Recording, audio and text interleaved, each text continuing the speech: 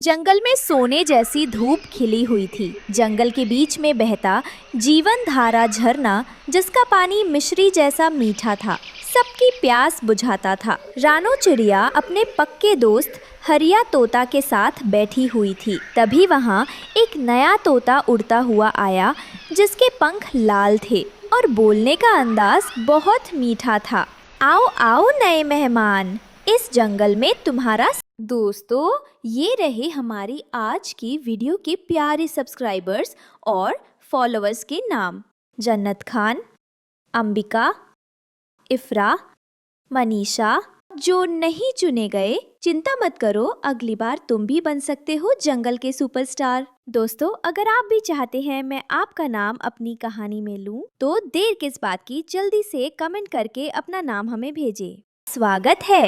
धन्यवाद धन्यवाद। हमारा नाम लालू है। हम पास के गांव से आए हैं। सुना है आपके जंगल का पानी बहुत मीठा है। सही सुना है दोस्त, ये जीवन धारा हमारे जंगल की शान है। मैं हरिया तोता हूँ और ये मेरी सबसे अच्छी दोस्त रानो चिड़िया है। ओ भालो, आपसे मिलके बहुत खुशी हुई रानो दीदी। हमको ये जगह एकदम स्वर्ग जैसा लग रहा है। तीनों दोस्त झरने का मीठा पानी पीते हैं और जंगल की सुंदरता की बातें करते हैं। उन्हें क्या पता था कि उनकी ये खुशियाँ जल्द ही एक भयानक दुख में बदलने वाली हैं।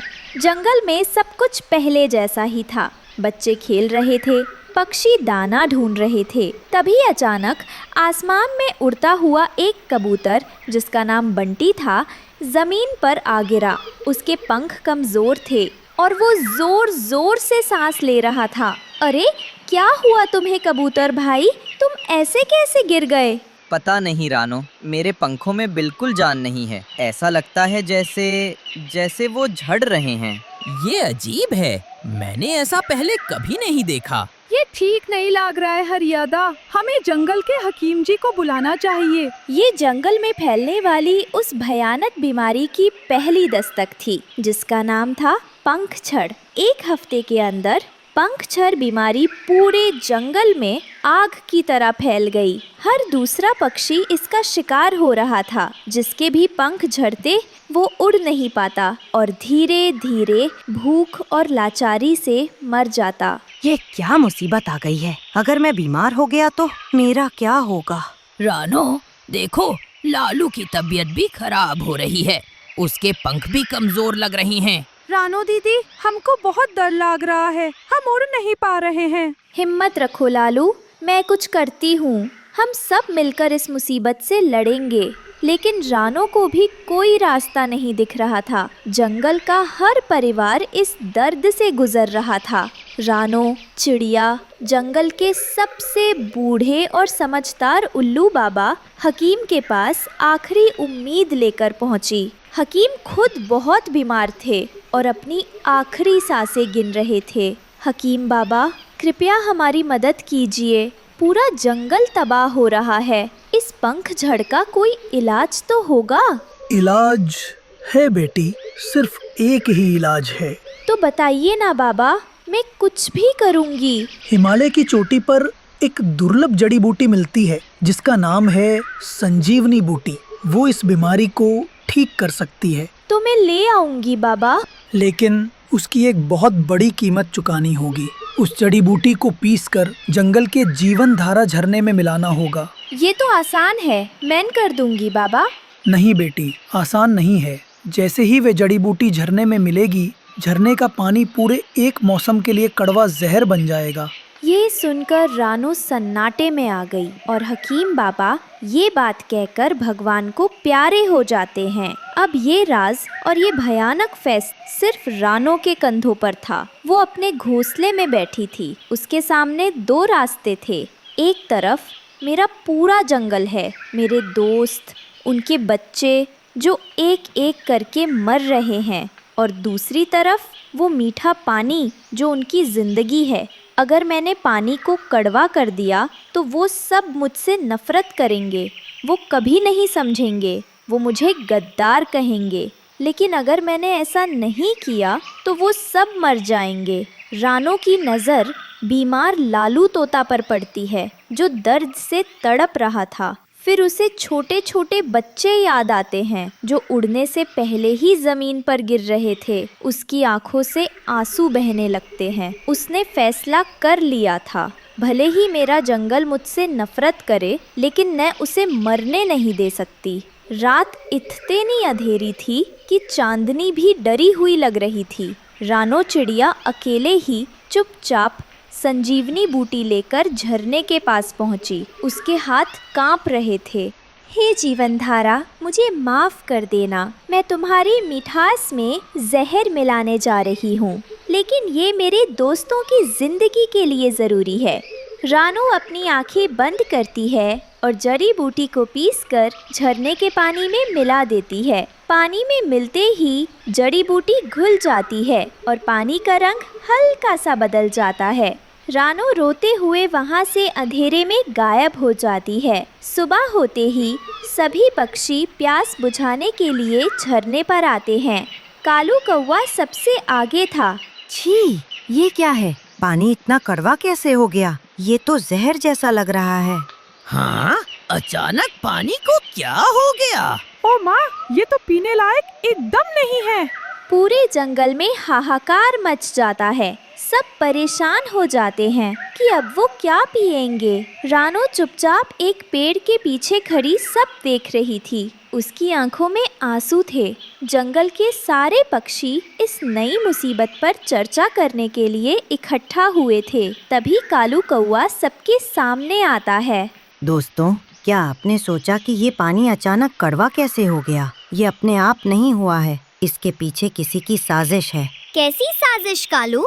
मैंने कल रात रानो को झरने के पास कुछ मिलाते हुए देखा था। ये सब इसी का किया धरा है। ये हम सबसे बदला लेना चाहती है। इसने हमारे पानी में जहर मिला दिया है। ये सुनकर सब लोग हैरान रह जाते हैं। सबकी नजरें रानो पर टिक जाती हैं, जो खामोश खड़ी थी। चुप रहो कालू, तुम झूठ बोल रहे हो। रानो ऐसा कभी नहीं कर सकती। एकदम ठीक। रानो दीदी तो सबकी मदद करती है, वो ऐसा पाप नहीं कर सकती। तो फिर ये चुप क्यों है? अगर इसने कुछ नहीं किया तो सफाई दे। बोलो रानो, क्यों मिलाया तुमने जहर? रानो कुछ नहीं बोलती। वो हकीम को दिया वचन नहीं तोड़ सकती थी। उसकी खामोशी को सबने उसका गुनाह मान लिया। भीड़ में से गद्दार और दुश्मन की आवाजें आने लगती हैं। रानो चिड़िया, तुमने हम सबके साथ विश्वासघात किया है। तुम्हारी खामोशी ने सब साबित कर दिया है। कल सूरज उगने से पहले तुम ये जंगल छोड़कर चली जाओगी। ये फैसला सुनकर रानो का दिल टूट जाता है, लेकिन वो अपने आंसू पी जाती है। अगली सुबह रानो चिड़िया अकेली अपना टूटा हुआ दिल लेकर जंगल छोड़कर जा रही थी। वही पक्षी जिनकी जान उसने बचाई थी, आज उसे नफरत से देख रहे थे। हरिया और लालू उसके पास आते हैं। रानो, हमें सच बताओ, हम तुम पर विश्वास करते हैं। रानो दीदी, हमको छोड़ के मत जाओ। अपना ख्याल रखना मेरे दोस्तों, शायद यही मेरी किस्मत है। रानो आखिरी बार अपने जंगल को देखती है और अनजान रास्तों पर उड़ जाती है। कुछ हफ्ते बाद पानी अभी भी कड़वा था, लेकिन एक चमत्कार हो रहा था। जो भी पक्षी बीमार थे वो अब ठीक हो रहे थे। उनके पंख फिर से मजबूत हो गए थे। लालू तोता जो उड़ नहीं पा रहा था, अब आसमान में उड़ रहा था। हरियादा, एक बात समझ नहीं आ रही। पानी कड़वा है, लेकिन हम सब ठीक हो गए। पंखचढ़ बीमारी खत्म हो गई। हाँ लालू, ये अजीब है। ऐसा लगता है जैसे इस कड़वे पानी में ही इलाज था, और ये सब रानो के जाने के बाद ही हुआ। दोनों दोस्तों को धीरे धीरे सच का एहसास होने लगता है। एक मौसम बाद सुबह जब हरिया तोता झरने पर पानी पीने गया तो वो हैरान रह गया। पानी फिर से मिश्री जैसा मीठा हो गया था। एक पूरा मौसम बीत चुका था। हरिया और लालू पूरे जंगल को इकट्ठा करते हैं और उन्हें रानो के बलिदान की पूरी कहानी बताते हैं। सबको अपनी गलती का एहसास होता है। कालू कौवा शर्म से सिर झुका लेता है। जिस रानो को हमने गद्दार कहकर जंगल से निकाल दिया, वही हमारी रक्षक थी। उसने हमारी जिंदगी के लिए अपने ऊपर नफरत का जहर पी लिया। पूरा जंगल पछतावे की आग में जलने लगता है। सबकी आंखें उस रास्ते को देख रही थीं जहां से रानो गई थी, लेकिन अब बहुत देर हो चुकी थी। रानो जा चुकी थी और अपने पीछे एक ऐसी कहानी छोड़ गई थी जो जंगल हमेशा याद रखेगा, एक दोस्त के त्याग की और एक जंगल की नफरत की। खूबसूरत जंगल में सवेरा हो चुका था। रानो चिड़िया और उसके पति टुन्नू चिड़ा की गर्मा गर्म चाय की दुकान पर ग्राहकों की भीड़ लगी थी। पास ही कालू कौवा और उसकी पत्नी गौरी कौवी का पकोड़े का ठेला लगा था, पर वहाँ सन्नाटा था। टुन्नू जी, जल्दी से गर्मा गर्म चाय और बनाइए, मुसाफिरों की भीड़ बढ़ने लगी है। हाँ रानो, हमारी चाय की महक इस बार जंगल के उस कोने तक पहुंच गई है। कालू झटके से जागता है और भीड़ देखकर माथा पकड़ लेता है। गौरी, ओ गौरी, ये देखो रानो चिड़िया की दुकान पर फिर मेला लगा है और हम मक्खियाँ मार रहे हैं। हाँ, मैं थक गई हूँ कालू जी। इनके समोसे में ऐसा क्या है जो सब यहीं आते हैं? हमें भी कोई आसान रास्ता ढूंढना होगा अमीर बनने का।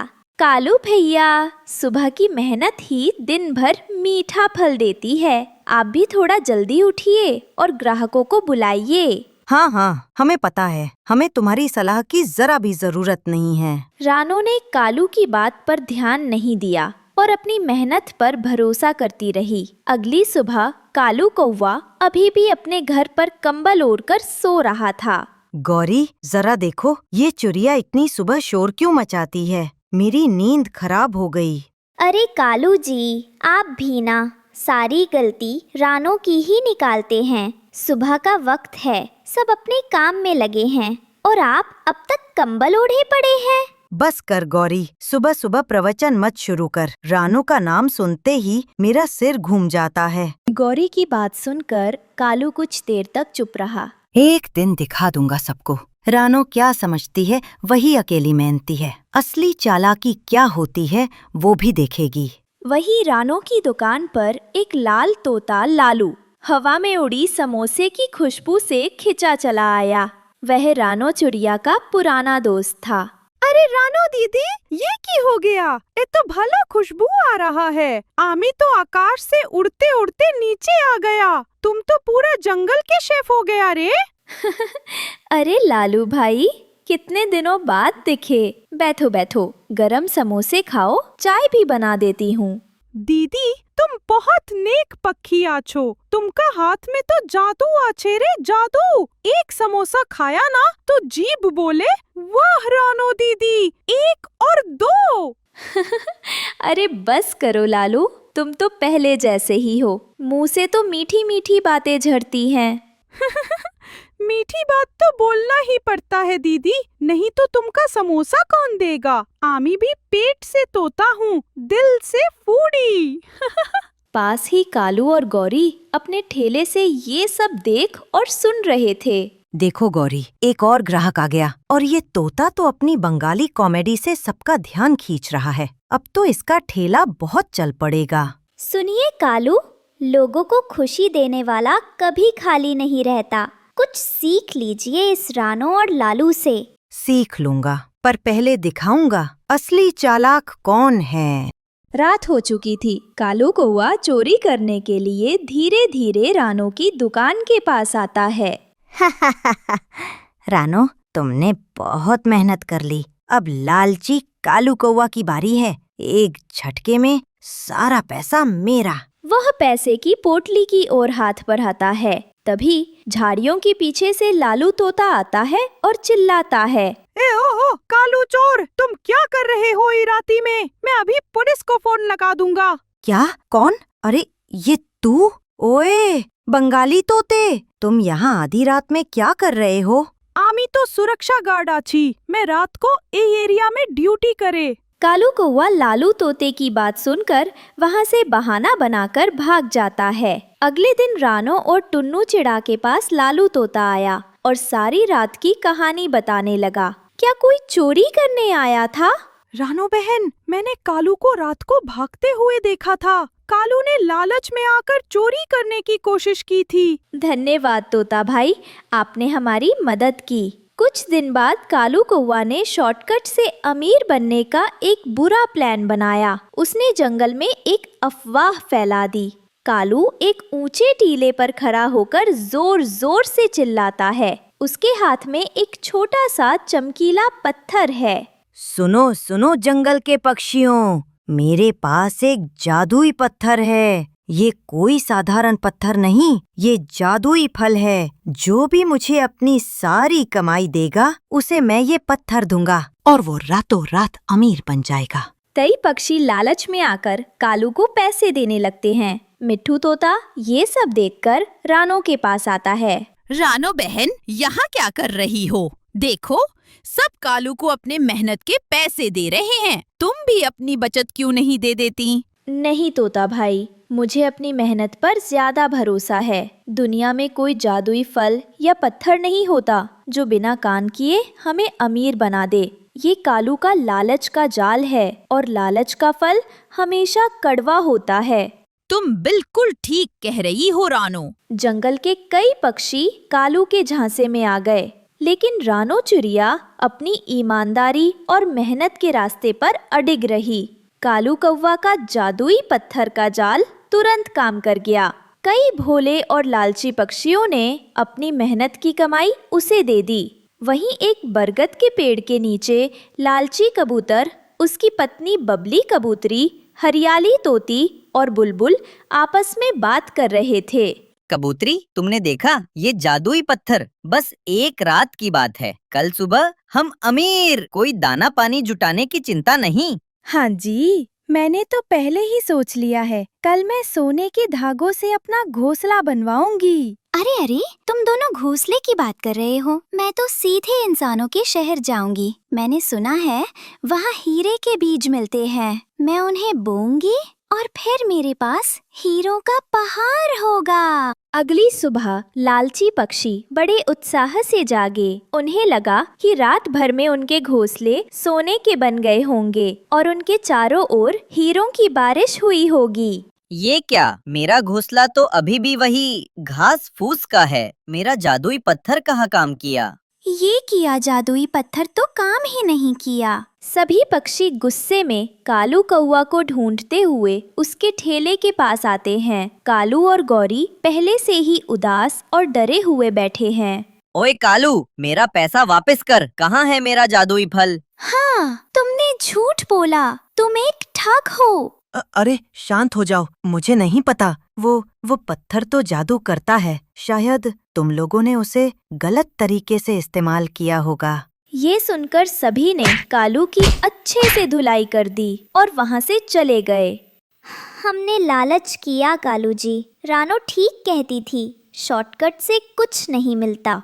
ये सब देखकर रानो और टुन्नू 2 कटोरी में गर्मा गर्म समोसे लेकर उनके पास आते हैं। कालू भैया, गौरी बहन, भूखे होंगे आप दोनों। ये लीजिए, समोसे खाइए। रानो, तुम इतनी अच्छी हो। हम तुम्हारे साथ हमेशा बुरा व्यवहार करते थे और तुम। कोई बात नहीं भैया, मेहनत करना और सच्चाई पर चलना कभी बुरा नहीं होता। मेहनत ही असली जादू है। अगर आप कल से अपनी दुकान पर ईमानदारी से मेहनत करेंगे तो आपका काम भी जरूर चलेगा। हाँ कालू भाई, हम भी तुम्हारी मदद करेंगे। शुक्रिया रानो, टुन्नो, तुमने मेरी आंखें खोल दी। अब मैं लालच छोड़ दूंगा और मेहनत से काम। जंगल के एक कोने में कालू कौवे की एक छोटी सी दुकान थी, जहाँ पर वो गर्मा गर्म ब्रेड पकोड़ा बनाकर बेचता था। उसकी पकौड़ियों की खुशबू इतनी लाजवाब होती कि दूर दूर से जानवर और परिंदे खींचे चले आते थे। आइए आइए, गर्मा गर्म ब्रेड पकोड़ा खाइए। कुरकुरे भी हैं, चटपटे भी हैं। एक बार खाओगे बार बार आओगे। अरे अरे कालू, जल्दी जल्दी बेचना। आज मुझे नई साड़ी लेनी है। कमाई मुझे थोड़ी तगड़ी चाहिए। अरे गौरी, परेशान क्यों कर रही है? बेच तो रहा हूँ, क्या तुझे बेच दूं? आई बड़ी, जब देखो ये चाहिए वो चाहिए। चल काम में हाथ बटा, ज्यादा बकवास ना कर। गोरी कौवी चुपचाप जल्दी जल्दी काम करवाने में लग जाती है। तभी मिठू तोता उड़ता हुआ आता है। अरे अरे कालू भाई, तेरे पकोड़े ने तो जंगल में खुशबू फैला रखी है, जल्दी से एक प्लेट बना दे। कालू कौवा जल्दी से मिठू तोते को एक प्लेट बनाकर देता है। ओफो, क्या बनाया है कालू भाई, तुम्हारे स्वाद ने तो दुनिया जीत ली है। पूरा दिन कालू कौवा मेहनत करने के बाद थका हारा घर लौटता है। गोरी कौवी घर में पहले से पहुंच चुकी थी। कालू, कितने पैसे कमाए आज? बिना पैसे दिए घर के अंदर नहीं घुसने देना मैंने तुम्हें। अरे गोरी, थका हुआ हूँ, थोड़ा पानी तो दे दो। दिन भर गर्मी में काम किया है, थोड़ा चैन से सांस तो लेने दो। चैन? जब शादी की थी तब कहाँ था ये चैन? अरे तेरे साथ पूरी जिंदगी काटी है, किन किन मौसमों को नहीं देखा मैंने। अब पहले कमाई दे, उसके बाद ये बहाने बनाना। कालू कौवा गोरी कौवी को अपनी कमाई देता है और फिर कालू कौवी को घर में एंट्री मिलती है।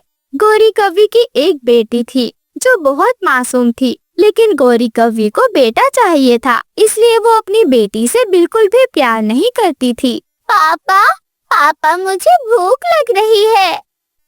चुप कर जा, जब देखो भूख लग रही है। जा जाकर पहले बर्तन धो ले, उसके बाद कुछ खाएंगे। कालू, बाहर से ही कुछ ले आना, मेरा मन नहीं है, पंख दर्द कर रहे हैं, मैं जा रही हूँ सोने। ऐसा कहकर गोरी अपने घोंसले में लेट जाती है, लेकिन कालू कौवा अपनी बेटी भूरी को ब्रेड पकोड़ा देता है। कालू कौवा अब दिन रात मेहनत करता, लेकिन गोरी कौवी उसकी मेहनत से खुश नहीं थी। एक दिन गोरी कौवी चुपचाप कालू कौवे की सारी कमाई लेकर भाग जाती है। कालू कौवा अब बिल्कुल अकेला था। अरे सारे पैसे कहाँ चले गए? पापा, मम्मा सारे पैसे ले गई और कहकर गई है कि उन्हें ढूंढने की कोशिश न करना, वो कभी वापस नहीं आएंगी। हे भगवान, इस गोरी के दिमाग में कीड़े पड़ गए हैं। मुझे तो पहले से यकीन था ये गोरी बिल्कुल वफादार नहीं है। कालू कौवा अब बिल्कुल अकेला पड़ चुका था। एक दिन रानो चिड़िया घोंसले में बैठी हुई कालू कौवे के बारे में ही सोच रही थी। मम्मा, आप क्या सोच रही है? घर में तो भोजन भी नहीं, आप दाना लेने भी नहीं गई, ना जाने कौन सी सोच में डूबी है। मम्मा, क्या आज मैं आपके लिए भोजन ले आऊं? नहीं गुड़िया बेटी, जंगल में बहुत खतरा है, ऐसे में तुम्हें बाहर नहीं जाने दे सकती। मैं बस कालू भाई के बारे में सोच रही हूँ, उन्होंने अपना कारोबार बंद कर दिया है और ना जाने कौन सी सोच में डूबे रहते हैं। उनकी बेटी भूरी भी अब चुपचाप रहती है। हाँ मम्मा, भूरी से मेरी बात हुई थी, उसकी मम्मा सारे पैसे लेकर चली गई। कालू अंकल के पास इतने पैसे भी नहीं है कि वो फिर से अपना कारोबार शुरू कर सके, इसलिए मम्मा वो इतने उदास रहते हैं। अच्छा तो ये बात है। और फिर रानो चिड़िया कुछ देर सोचती है और अपने घोंसले से निकल जाती है। उसके पास कुछ पैसे रखे थे, वो उन पैसों को ले जाकर कालू कौवे को दे देती है। कालू भाई, आपने परेशान नहीं होना, गोरी तो थी ही ऐसी, अगर वो चली गई इसका मतलब ये नहीं कि आप अपनी जिंदगी ही यहीं रोक दें। आपने मेहनत करनी है और अपनी बेटी भूरी का भविष्य संवारना है। रानो बहन, अब मेरे पंखों में वो ताकत नहीं जो मैं अकेला कारोबार संभाल सकूं। गोरी थोड़ी बहुत मदद कर देती थी, वो भी चली गई, अब अकेले मैं सब कुछ कैसे करूँगा? कालू भाई, मैं आपकी मदद करूँगी, चले हम दोनों मिलकर फिर से सब कुछ शुरू से शुरू करेंगे। और फिर रानो चिड़िया और कालू कौवा दोनों मिलकर फिर से मेहनत करते हैं। रानो चिड़िया गर्मा गर्म ब्रेड पकोड़ा बनाती है और कालू कौवे के साथ बाजार में बेचती है। उनका कारोबार फिर से पहले की तरह शुरू हो जाता है। एक दिन एक भूखी परी रानो चिड़िया के पास आती है और वो उससे कुछ भोजन मांगती है। उस परी की जादुई छड़ी खो चुकी थी। छोटी चिड़िया, क्या तुम मुझे खाने को कुछ दे सकती हो? मेरे पास कुछ भी नहीं है, मेरी जादुई छड़ी भी खो चुकी है। अगर तुम मुझे कुछ खाने को दे दो तो मेरा भला हो जाएगा। हाँ हाँ, क्यों नहीं, मेरे पास ज्यादा तो कुछ नहीं, परंतु ये ब्रेड पकोड़ा है, तुम ये खाकर अपनी भूख बुझा लो। लेकिन चिड़िया, मेरे पास देने के लिए कुछ भी नहीं है। क्या तुम ये मुझे फ्री में खिला सकती हो? हाँ हाँ, अगर तुम भूखी हो तो ऐसे ही खा लो। बात रही पैसों की, तो पैसा ही सब कुछ नहीं होता। और फिर जादुई परी वो ब्रेड पकोड़ा खाती है। रानो, मैं बस जंगल का कोई ऐसा परिंदा ढूंढ रही थी जो निस्वार्थ हो और मदद कर सके। तुमने मेरी परीक्षा को पार कर लिया है। अब मैं तुम्हें एक जादुई घर दूंगी जिसमें किसी चीज की कोई दिक्कत नहीं होगी। और फिर देखते ही देखते वो परी रानो चिड़िया के लिए एक सुंदर पकोड़े का घर बना देती है।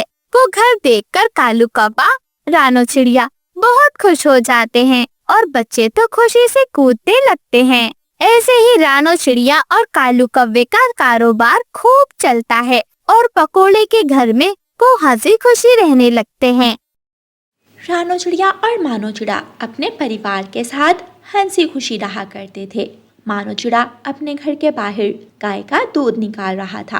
रानो, मैं जंगल में दूध बेचने जा रहा हूँ, दोपहर को गाय को पानी पिला देना। ठीक है, आप चिंता ना करें, मैं कर लूँगी। हाँ, याद आया, आते हुए चावल भी ले आइएगा। बच्चे कह रहे थे कि आज मटर वाले चावल खाने हैं। मानो चिड़ा अपने घर से दूध की बाल्टियाँ लेकर जंगल की तरफ चला जाता है। सब पक्षी अपने अपने घरों के बाहर बाल्टियाँ लेकर खड़े थे। दूध ले लो, दूध, खालिस दूध ले लो। मानो चिड़ा एक पेड़ के नीचे बाल्टियाँ रखता है और आवाज लगाता है। थोड़ी ही देर में उसके पास पक्षियों की भीड़ लग जाती है और थोड़ी ही देर में उसका सारा दूध बिक जाता है। एक बूढ़ी फाख्ता मानो चिड़े के पास आती है। बेटा, मुझे 1 किलो दूध दे दो। माँ जी, माफ कीजिएगा, दूध तो खत्म हो गया। बेटा, तुम एक गाय और क्यों नहीं रख लेते? अगर तुम एक गाय और ले लो तो कोई पक्षी भी खाली हाथ ना जाए। माँ जी, मुझे भी अच्छा नहीं लगता जब कोई पक्षी खाली हाथ घर जाता है। मानो चिड़े का दूध खालिस होता था। वो दूध में बिल्कुल भी पानी नहीं डालता था। दूध बेचने के बाद मानो चिड़ा घर वापस जाता है। रास्ते में तोते की दुकान से चावल लेता है। तोते भाई, मुझे 1 किलो चावल दे दो। ये ले मानो भाई, क्या आज घर में खिचड़ी बन रही है? नहीं, बच्चे कह रहे थे कि आज मटर वाले चावल खाने हैं। मानो चिड़ा चावल लेकर घर चला जाता है। पापा आ गए, पापा आ गए। पापा तो आज चावल भी लाए हैं। हाँ, क्यों ना लाता, आज मेरे बेटे का चावल खाने का जो दिल कर रहा था। ये लो रानो, जल्दी जाओ और चावल बना लाओ। रानो चिड़िया चावल लेती है और रसोई में चावल बनाने लगती है। थोड़ी ही देर में चावल बन जाते हैं और वो सारा परिवार मिलकर चावल खाते हैं। रात हो जाती है और वो सब सो जाते हैं। अगले दिन मानो चिड़ा जब गाय का दूध निकाल रहा था तो वो अपनी पत्नी रानो चिड़िया से कहता है, रानो, मुझे फाख्ता माँ कह रही थी कि हम एक और गाय ले लें। मैं भी सोच रहा हूँ कि एक और गाय ले ही लेते हैं। बहुत से पक्षी खाली बर्तन ही वापस लेकर जाते हैं क्योंकि दूध कम होता है। सब पक्षियों को दूध नहीं मिलता। हाँ, आपकी बात तो ठीक है। इस तरह हमारा कारोबार और भी बढ़ जाएगा। आप ऐसा करें, आज ही जाकर गाय ले आए और दूध मैं बेच आती हूँ। फिर रानो चिड़िया दूध बेचने चली जाती है और मानो चिड़ा गाय लेने चला जाता है। मानो चिड़ा सीधा चाचा छमछम के पास जाता है। चाचा जी, मुझे एक गाय दे दें जो सेहतमंद हो और अच्छा दूध देती हो। हाँ, मेरे पास एक गाय है जो बहुत सेहतमंद और खालिस दूध देती है। उसके साथ उसका एक बच्चा भी है। मानो चिड़ा गाय और उसका बच्चा लेता है और अपने घर की तरफ चलता है। रास्ते में तेज हवाएं चलना शुरू हो जाती हैं। जंगल में तूफान आ जाता है। मानो चिड़ा जल्दी से गाय को लेकर अपने घर पहुंचता है। आगे आप, बहुत खूबसूरत गाय है। मानो चिड़ा जब देखता है तो गाय का बच्चा तो साथ था ही नहीं। गाय का बच्चा कहाँ चला गया? रानो, मैं गाय के बच्चे को लेकर आता हूँ। मानो जी, इतने तेज तूफान में आप कहाँ जाएंगे? आप चिंता ना करो, आप घर जाओ, मैं जल्दी ही बच्चे को लेकर आ जाऊँगा। मानो चिड़ा जल्दी से उड़ता है और जंगल की तरफ निकल जाता है। घने जंगल में गाय का वो बच्चा एक बड़ी गाय के साथ खड़ा हुआ था। मानो चिड़ा उसके पास जाता है। गाय, क्या तुम भी इस बच्चे की तरह जंगल में गुम गई हो? तुमने इस बच्चे की हिफाजत की, मैं तुम्हारी करूँगा। मानो चिड़ा गाय के बच्चे के साथ उस बड़ी गाय को भी घर ले जाता है। ये क्या, आप तो बच्चे को लेने गए थे और ये बड़ी गाय आपको कहाँ से मिली? फिर मानो चिड़ा रानो चिड़िया को सारी बात बताता है और वो उस बड़ी गाय को छपड़े के नीचे बांधकर घर के अंदर चले जाते हैं।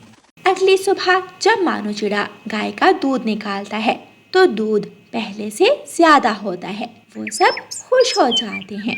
जब वो तीसरी गाय का दूध निकालने लगता है तो दूध अपने आप निकलने लगता है और बाल्टी भर जाती है। मानो चिड़ा ये देखकर हैरान हो जाता है। वो दूसरी बाल्टी रखता है, वो भी भर जाती है। रुक जा। मानो चिड़े के ऐसा कहते ही दूध आना बंद हो जाता है।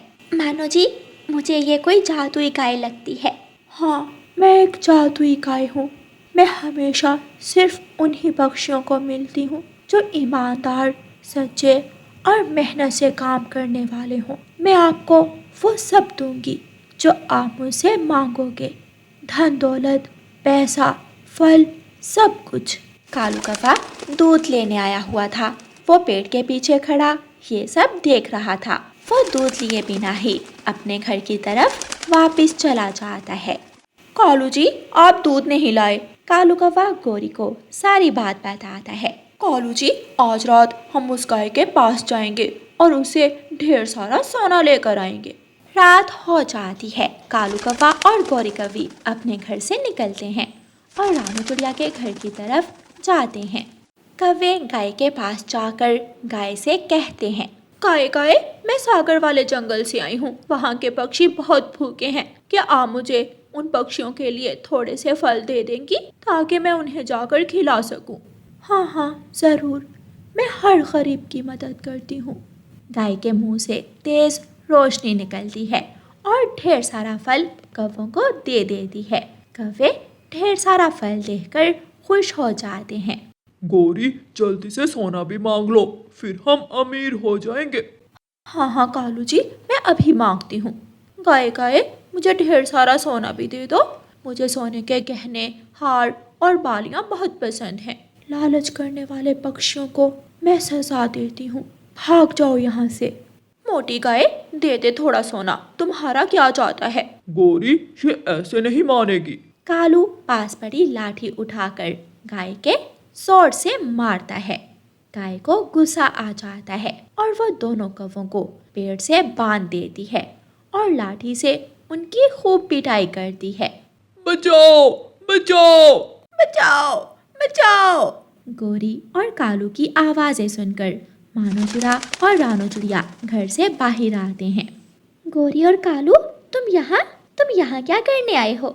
मानो और रानो चिड़िया सब समझ जाते हैं। गोरी और कालू, तुम कभी नहीं सुधरोगे, अब लटके रहो यहाँ। रानो, बस एक बार हमारी जान बचा दो। आइंदा हम कभी भी ऐसा नहीं करेंगे। गाय, इन्हें माफ कर दो, ये दोनों आइंदा ऐसा नहीं करेंगे। फिर गोरी और कालू वहाँ से गाय गाय करते हुए भाग जाते हैं। प्यारे दोस्तों, इस कहानी को लाइक, अपने दोस्तों के साथ शेयर और चैनल को सब्सक्राइब करना बिल्कुल मत भूलना। आपका धन्यवाद।